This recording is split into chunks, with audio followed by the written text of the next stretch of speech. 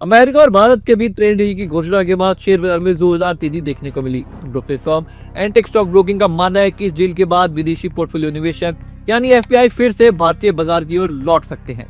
इस उम्मीद के आधार पर एंटेक ने मार्च 2027 तक निफ्टी के 29,500 का लक्ष्य रखा है, जो मौजूदा स्तर से करीब 15% ज्यादा है। अमेरिकी प्रेसिडेंट डोनाल्ड ट्रंप ने सोमवार को भारत के साथ ट्रेड डील का ऐलान किया। इसके तहत भारतीय सामानों पर लगने वाला टैरिफ 50% से घटाकर 18% कर दिया गया है। रिपोर्ट्स के मुताबिक इसके बदले भारत ने अपने टैरिफ और नॉन टैरिफ बाधाओं को जीरो करने पर सहमति दी है। साथ ही भारत ने रूस से तेल खरीद बंद करने और अमेरिका व वेनेजुएला से एनर्जी खरीद बढ़ाने का भी संकेत दिया है। एंटीक का कहना है कि ये डील भारतीय शेयर बाजार के लिए इसलिए अहम है क्योंकि अक्टूबर 2024 से अब तक करीब 34 अरब डॉलर की विदेशी निकासी हो चुकी है, जो बढ़ते बाजारों में सबसे ज्यादा है। अमेरिका का विदेशी निवेश एसेट्स में करीब 41% हिस्सा है और भारत का वैल्यूएशन प्रीमियम अभी भी बढ़ते बाजारों और एडवांस बाजारों के मुकाबले लंबे समय के औसत के आसपास है।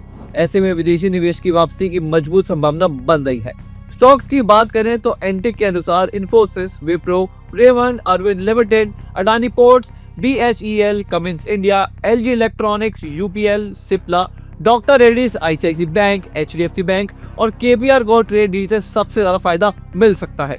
सेक्टर के हिसाब से देखें तो बैंकिंग सेक्टर में ICICI bank, HDFC bank, SBI, KVB और सीयूबी पर नजर रखी जा सकती है। आईटी सेक्टर में बड़ी कंपनियां जैसे इन्फोसिस, विप्रो, एचसीएल टेक के साथ साथ मिड कैप कंपनियां, परसिस्टेंट और एम्फेसिस भी फोकस में है। माना जा रहा है कि वीजा फीस और अमेरिका भर्ती से जुड़ी दिक्कतें कम होंगी। हालांकि रुपए में मजबूती से आईटी कंपनियों की कमाई पर थोड़ा दबाव भी आ सकता है। एंटीक के एनालिस्ट पंकज छाछोरिया और धीरेन्द्र तिवारी का कहना है कि जिन सेक्टर्स में विदेशी निवेश की हिस्सेदारी ज्यादा है जैसे real estate, telecom, transportation, financial services और हेल्थ केयर, उन्हें सबसे ज्यादा फायदा मिल सकता है। इसके साथ ही कैपिटल गुड्स, आईटी सर्विसेज और पावर यूटिलिटीज जैसे सेक्टर भी फोकस में रह सकते हैं।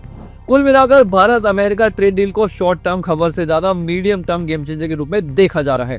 आपका क्या मानना है? इन 15 स्टॉक्स में से आप किस पर नजर रखेंगे? कमेंट में जरूर बताएं।